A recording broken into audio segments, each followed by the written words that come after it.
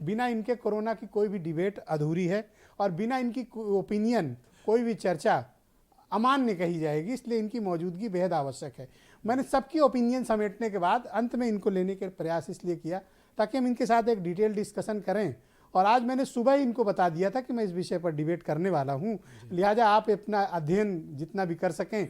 और दुनिया भर में डॉक्टर्स इनके मित्र हैं, दुनिया के शायद ही कोई बड़ा मुल्क होगा जहां के डॉक्टर्स इनके साथ संपर्क में आइवरमेक्टिन के चक्कर में ना आए हों, तो इस कारण इनके पास जानकारी काफ़ी अधिक है कि दुनिया के दूसरे मुल्कों में ये वेरिएंट में क्या चल रहा है। डॉक्टर साहब बहुत शुक्रिया आपका। मैं आपसे जानना चाहता हूं कि नया वेरिएंट जो कोरोना का आया है ये हमारे लिए कितनी चिंताजनक बात है? जी देखिए, WHO इसको वेरिएंट ऑफ कंसर्न घोषित करेगा तब करेगा, लेकिन भारत समाचार ने तो आज ही इसको वेरिएंट ऑफ कंसर्न घोषित कर दिया है इस डिबेट को करके। जैसा आपने कहा कि पहली डिबेट हो रही है पूरे देश में, तो मैं आपको बधाई देता हूं। धन्यवाद और सर। मैं यहाँ पर दो हमारे वरिष्ठ बैठे हैं, एक हमारी मैडम वरिष्ठ बैठी हैं, उनको मैं नमस्कार करता हूँ, और वो डॉक्टर वली साहब को, दोनों ही जो हैं वो कोरोना के लड़ाई लड़के आपके सामने बैठे हुए हैं। दोनों को बहुत बहुत बधाई कि हमारे सामने कोरोना की लड़ाई लड़ी उन्होंने, हमारे सामने बैठे हुए हैं। और एक छोटे भाई बगल में बैठे हुए हैं, आशुतोष वर्मा जी।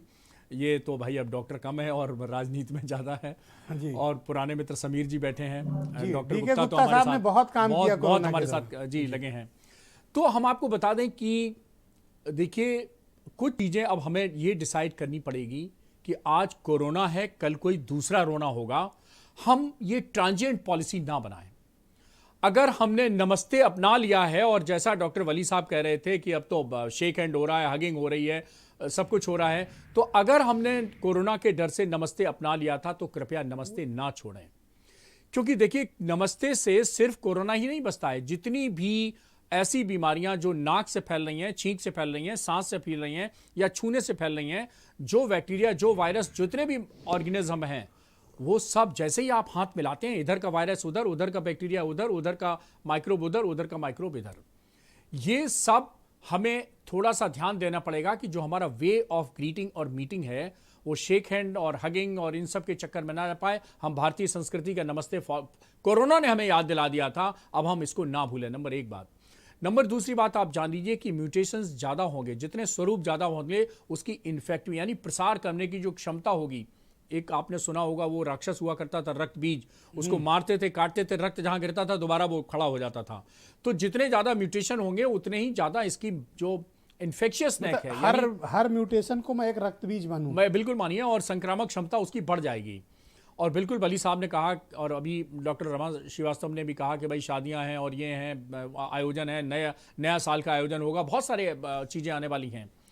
तो एक और दूसरा एक हथियार दिया है हमें कोरोना ने, मास्क। अब मास्क केवल कोरोना नहीं छोड़ता है भाई, क्यों मास्क छोड़ रहे हो? मास्क से वायु प्रदूषण भी बचता है। 17 लाख लोगों की मौत हमारे देश में हो जाती है हर साल वायु प्रदूषण के कारण।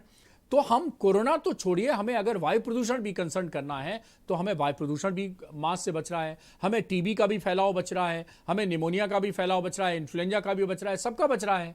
तो एक मास्क और 1000 बीमारियों से हमें बचाव हो रहा है। आप चाहते हो कि मास्क परमानेंट लगा लिए? मास्क परमानेंट नहीं लगा लिया, लेकिन घर से निकलते ही थोड़ी दूर चलते ही अगर मास्क लगा लें तो क्या दिक्कत है? ठीक है, इस पे तो गाना बना हुआ है। अब आप बताइए कि इस नए वेरिएंट के बारे में। नए वेरिएंट के बारे में आप सुन लीजिए कि नए वेरिएंट में आपका अध्ययन क्या कहता है? जी, नए वेरिएंट के बारे में ये है कि जैसा आपने काफी कुछ, तो हमसे अध्ययन तो आप ज्यादा दिन क्या करूं डॉक्टर साहब, मुझे पढ़ना पड़ता है क्योंकि आप जैसे विशेषज्ञों को बुलाता हूं जी। तो अनपढ़ एंकरों की तरह बैठ के अगर सिर्फ इधर उधर की बात करूंगा तो दर्शक भी हंसेंगे ना। तो आपसे पढ़ के आना पड़ता है। नहीं, आपकी जो वो लाइन है, इन्फॉर्मेशन इज लाइफ, तो वो बहुत जबरदस्त है।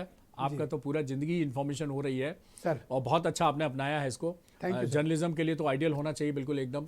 Thank you sir. तो देखिए, ये है कि जैसा कि आपने कहा कि इसमें म्यूटेशन जो है 25 गुना ज़्यादा है डेल्टा वेरिएंट के, और डेल्टा वेरिएंट की भयावहता हमने देखी थी, संक्रामक क्षमता देखी थी।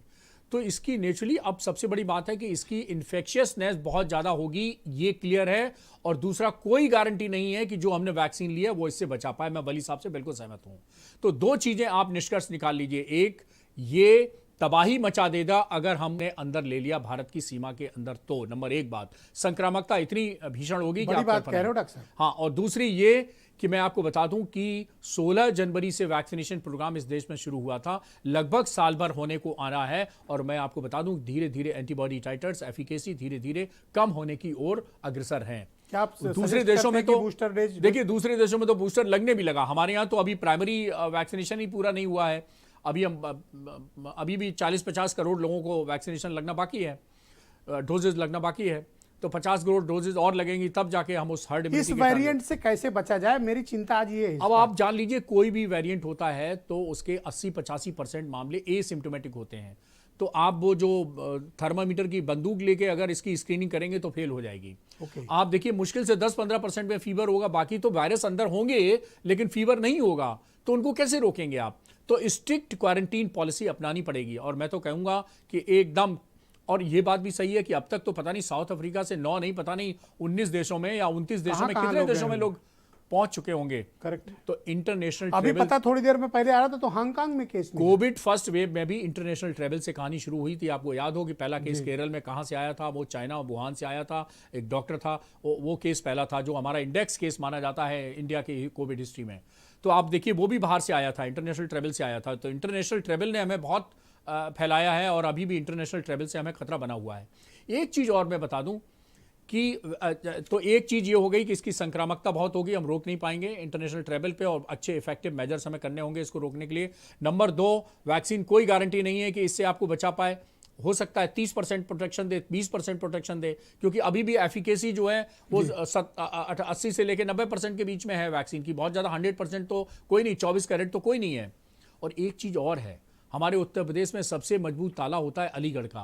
वैक्सीन लग जाने के बाद यहां सांस के मार्ग पे अलीगढ़ का ताला नहीं लग जाता है। जी। वैक्सीन यहाँ लगवाने के बाद गलतफहमी भी यही है, वायरस जी। अंदर जा सकते हैं, वायरस बाहर आ सकते हैं, आप कैरियर रह सकते हैं।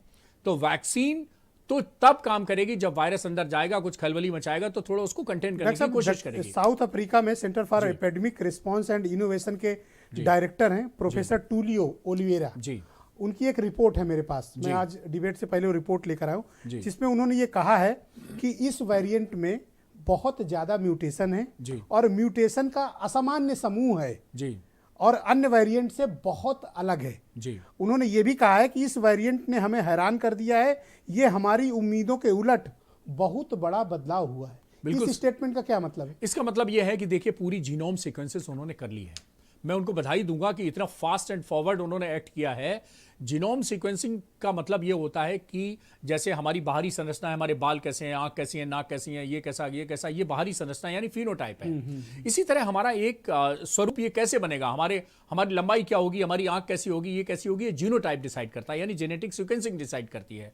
तो उन्होंने पूरी इसकी जेनेटिक सीक्वेंसिंग को स्टडी कर म्यूटेशन ली का है। असामान्य समूह। जी, म्यूटेशन का असामान्य समूह, जी बिल्कुल सही। इसका मतलब ग्रुप ऑफ जो म्यूटेशंस हुए हैं बहुत ज्यादा एबनॉर्मल टाइप के हैं, और जो जितना एबनॉर्मल ज्यादा म्यूटेशन होगा, म्यूटेशन का मतलब ही एबनॉर्मलिटी है, परिवर्तित रूप है, और परिवर्तित रूप जितना ज्यादा परिवर्तित होगा उतना ही वो क्या इस वेरिएंट के बारे में दुनिया भर को चिंता करनी चाहिए? बिल्कुल चिंता करनी चाहिए, और साउथ अफ्रीका ने चिंता करके जता दिया है। बल्कि आपने सही कहा, सुबह मैडम का स्टेटमेंट कुछ और था, शाम को जो WHO के सर हैं उनका स्टेटमेंट बदल गया। तो आप देखिए, दुनिया का प्रेशर पड़ा, उसके बाद WHO स्टेटमेंट बदल दिया, और WHO तो आप जानते हैं एक्सपर्ट हो चुका है। सर, मैं रत्ती भर भी WHO पे विश्वास नहीं करता हूं।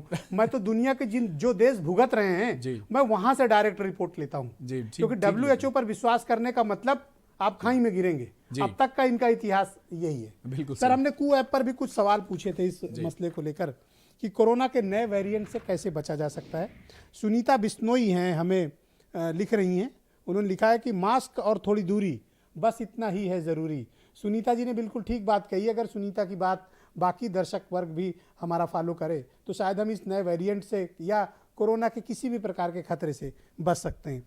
सुधीर सिंह लिखते हैं कि तथ्यों की जानकारी और ज़रूरी सावधानी अपनाकर खुद को और दूसरों को सुरक्षित किया जा सकता है। मुझे खुशी है कि दर्शकों में जागरूकता आ रही है और वो इस विषय पर खुलकर बात कर रहे हैं।